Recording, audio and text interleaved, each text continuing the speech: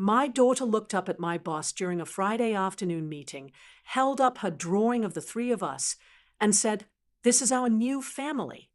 I froze, waiting for Diane to laugh it off politely and hand the drawing back. Instead, she knelt down to my daughter's eye level and said, "I'd like that very much.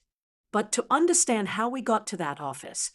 I need to take you back to the morning my wife took her last breath and the year that followed it.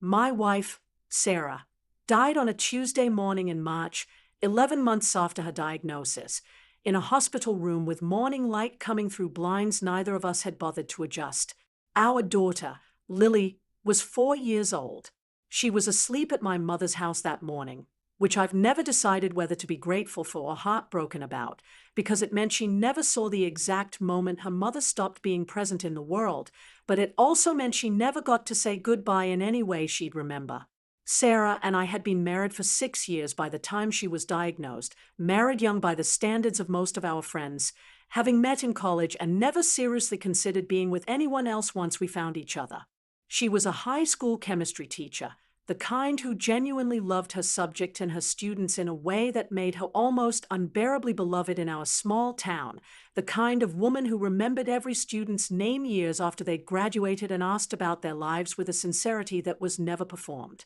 I used to tease her that she'd single-handedly raised the town's collective interest in chemistry by at least 30%. The 11 months of her illness are difficult for me to describe even now, not because the details have faded, but because they are almost too vivid, too specific, compressed into a single unbearable density of hospital corridors and treatment schedules and the particular quality of hope you learn to ration carefully so it doesn't run out before you actually need it. Sarah handled her diagnosis with a clarity and grace that still humbles me to think about. She spent an entire weekend, fairly early after her diagnosis, recording videos for Lily to watch at different ages, birthdays and graduations, and a wedding day Sarah would never see, videos I still haven't been able to bring myself to watch in their entirety, though I know Lily has, quietly, more than once. I want to tell this story honestly, which means I have to tell you that the year after Sarah died is mostly a blur to me now,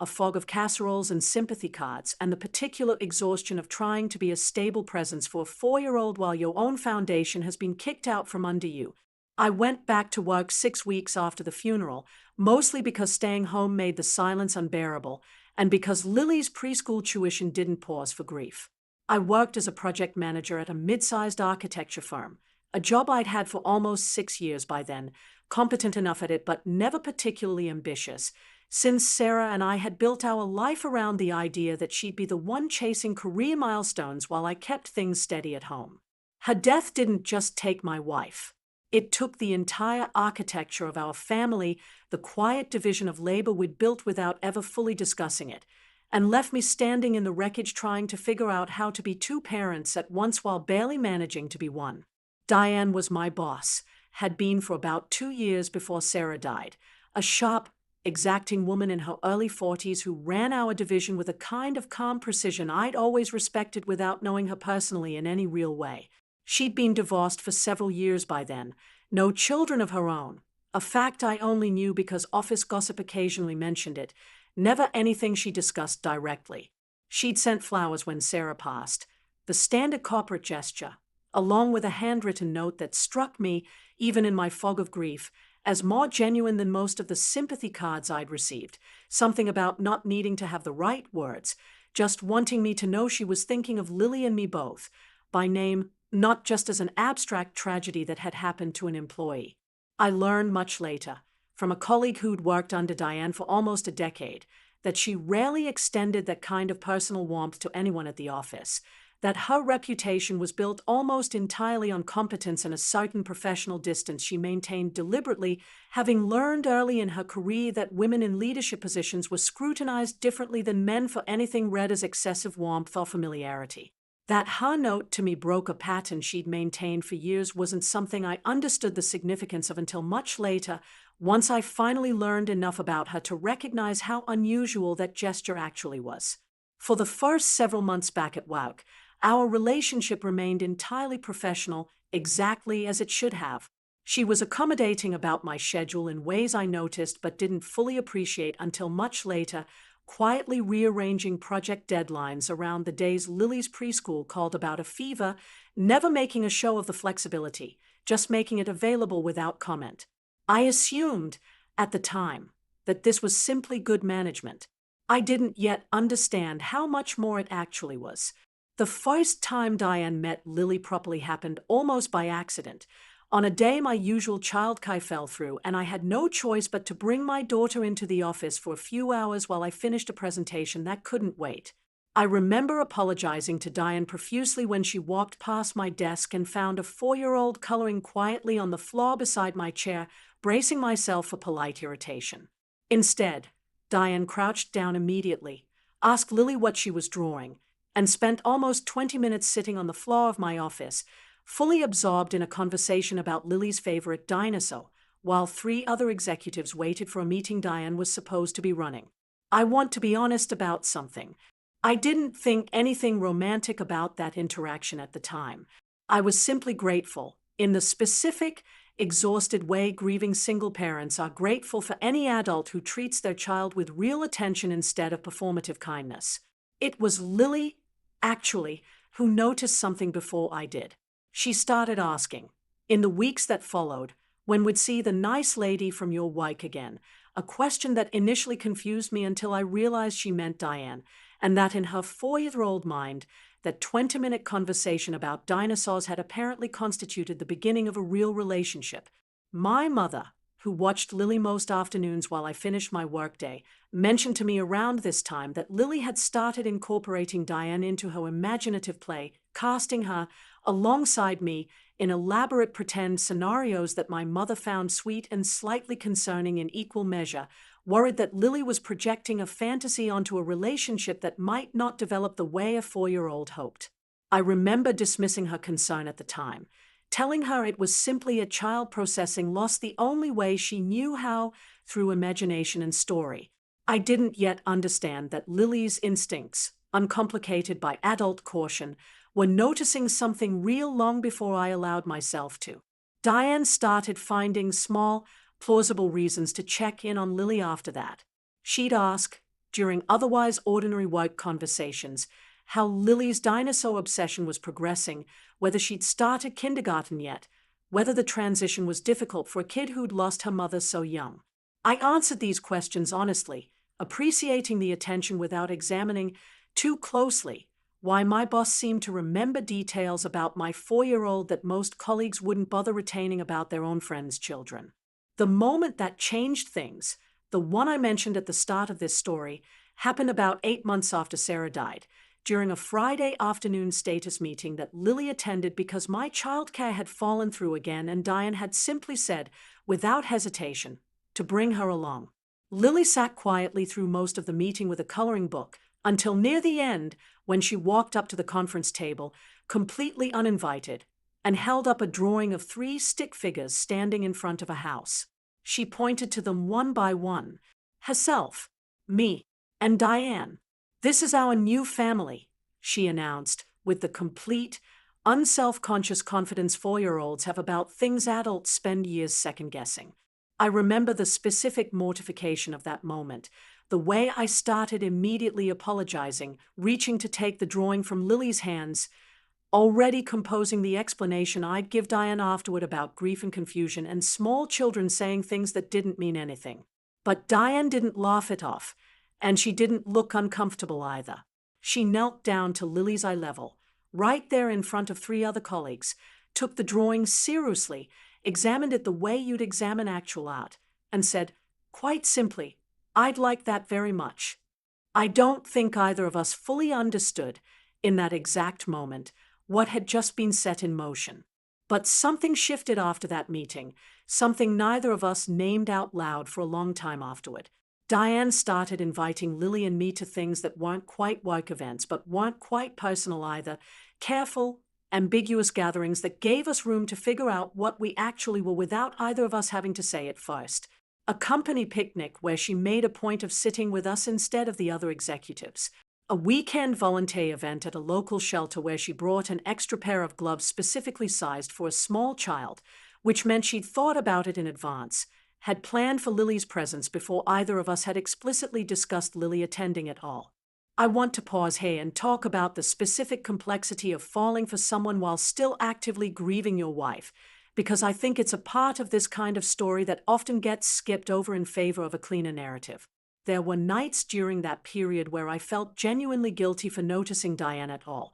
for the way my chest did something unfamiliar when she laughed at something Lily said, for catching myself thinking about her outside of work hours in a way that felt, at the time, like a betrayal of Sarah's memory. I talked to a grief counselor about it eventually, someone Sarah's oncologist had recommended before she died.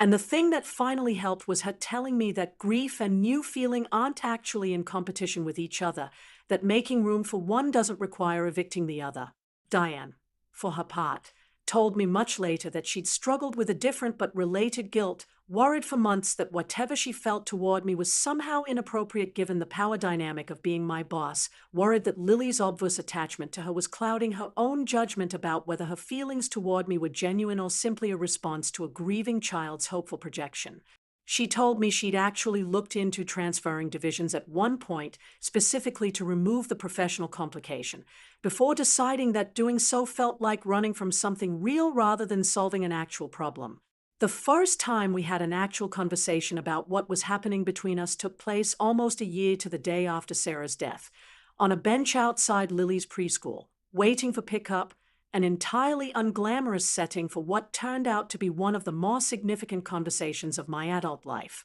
Diane asked me directly, without any of her usual careful diplomacy, whether what was happening between us was something I wanted to acknowledge, or whether she was imagining a connection that existed mostly in her own hope. I told her, honestly, that I'd been terrified to name it myself, not because I didn't feel it, but because I didn't know if it was fair to Sarah's memory, or to Lily, to build something new so soon after losing something so significant. Diane told me, sitting on that bench, about her own hesitation, a fear I hadn't fully considered until she named it herself. She said she'd spent weeks worrying that whatever she felt toward me was somehow inappropriate given the power dynamic of being my boss, worried that Lily's obvious attachment to her was clouding her own judgment about whether her feelings toward me were genuine or simply a response to a grieving child's hopeful projection. She told me she'd actually looked into transferring divisions at one point, specifically to remove the professional complication,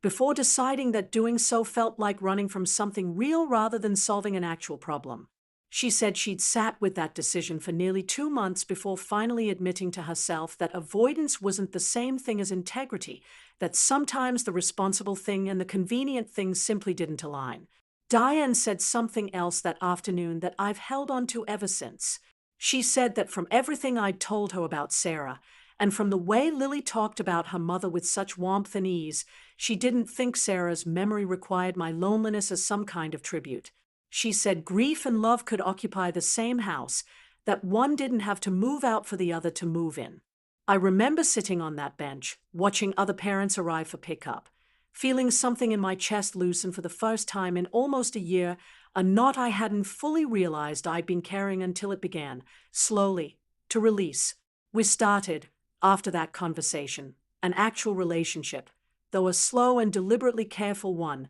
mindful of the professional complications and even more mindful of Lily's fragile, still-forming understanding of family after losing her mother. Diane and I agreed early on that we wouldn't rush Lily into calling her anything beyond her first name, that we'd let whatever relationship formed between them develop at Lily's own pace rather than my own hopeful timeline. I want to be honest that our relationship wasn't without its complications at WOWC, even after Diane transferred divisions. Office gossip travels faster than any policy can contain it, and within a few months of our relationship becoming known, I noticed a subtle shift in how some colleagues treated me, a few pointed comments about convenient timing, about whether my promotion 2 years earlier had been entirely on merit. Diane heard worse. I later learned, comments questioning her judgment, her professionalism, the kind of scrutiny that, true to what my colleague had told me about her reputation, women in leadership seemed to absorb disproportionately compared to men in similar situations. She never let it change how she treated me at WOWC, maintained the same careful professional boundary she always had, but I know it cost her something to endure quietly, without complaint, during those first uncertain months. There was one difficult period, about a year into our relationship, when Lily went through a stretch of acting out at kindergarten, small things at first, refusing to share, occasional tantrums that her teacher gently flagged as unusual for her typical temperament. A child psychologist we consulted suggested, gently, that Lily might be testing the stability of her new family structure, unconsciously probing to see whether this new arrangement, with Diane increasingly present in her daily life, was something solid enough to withstand her worst behavior, or whether, like her mother's illness, it might simply disappear if enough pressure was applied. Diane's response to that period taught me something important about the kind of partner and eventually parent she intended to be. Rather than pulling back, worried she might be overstepping given her still undefined role in Lily's life, she leaned in, showing up consistently through weeks of difficult behavior, never raising her voice, never threatening to leave the way Lily's 4-year-old anxiety seemed to be testing for. I remember one particularly hard evening when Lily screamed at Diane that she wasn't her real mom and never would be, words clearly born from fear rather than genuine feeling, and Diane simply knelt down, the same way she had at that first conference table meeting years' worth of memory before, and told Lily she was right. She wasn't her real mom, and she never would try to be, but she wasn't going anywhere either, regardless of how many hard nights Lily needed to have. That consistency, more than any grand gesture, was what eventually settled something in Lily that no amount of reassurance in words alone could have accomplished. By the time Lily started first grade, the acting out had faded almost entirely, replaced by the kind of easy, unremarkable affection between them that made outsiders assume, understandably, that Diane had been in Lily's life since birth. Lily's kindergarten teacher, unaware of our family's specific history, once made an offhand comment to me at pickup about how lucky Lily was to have two such attentive parents, a comment that left me quietly emotional for the rest of that day, grateful for a normalcy I hadn't been sure would ever fully reach. It took almost 2 years total before Diane and I decided to move in together, a decision we made as much for practical reasons, the exhaustion of maintaining 2 households while raising a young child, as for romantic ones. Not everyone in my life received the news easily along the way. Sarah's mother, my mother-in-law, struggled visibly when I first told her that Diane had become a significant presence in Lily's life. She didn't say anything overtly unkind, but her silence on the phone that day carried its own weight,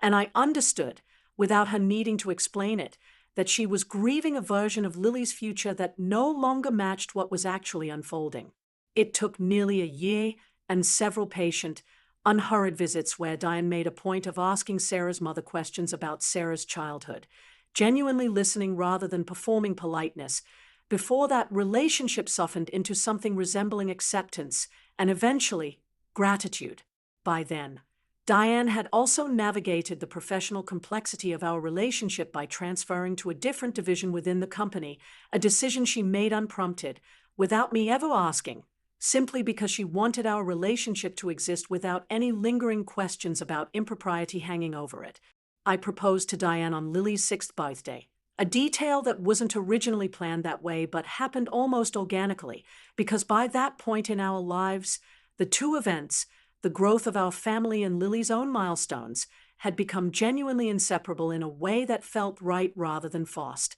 I planned to propose the following weekend, actually, at a quiet dinner. But standing in our kitchen watching Diane help Lily blow out 6 candles, both of them laughing about frosting smudged on Lily's nose, something in me simply couldn't wait a week longer to make it official. Lily, when she found out, asked if this meant Diane would be her real mom now, a question I'd worried about for months, uncertain how to navigate the space between honoring Sarah's memory and building something genuine with Diane. I told Lily the truth, the version I still believe is the right one for a child navigating this kind of complicated love. I told her that her mother, Sarah, would always be her mom, that nothing and no one could ever take that place or that history away, and that Diane wasn't replacing anyone. She was simply adding herself to a family that had room to grow even after loss. Lily seemed to accept this with the particular ease children sometimes have with complexity that adults spend years struggling to articulate. She started calling Diane Mummy D not long after, an invention entirely her own, one that Diane cried about the first time she heard it, standing in our kitchen with dish soap still on her hands. We got married 2 years later, in a small ceremony that included, at Lily's specific request, a moment where she read a short letter she'd written to her mother, thanking her for sharing her family with Diane, a sentence that undid nearly every adult in that room, myself very much included. Sarah's mother sat in the front row that day, something I hadn't been certain she'd agreed to even a year earlier, and held Lily's hand through the entire reading, both of them crying quietly together in a way that felt, finally, like grief and joy occupying the same room without either one needing to apologize for the other's presence. I keep a copy of that letter in my desk drawer at work to this day, in the same office building where all of this quietly began. Diane and I have been married for 4 years now.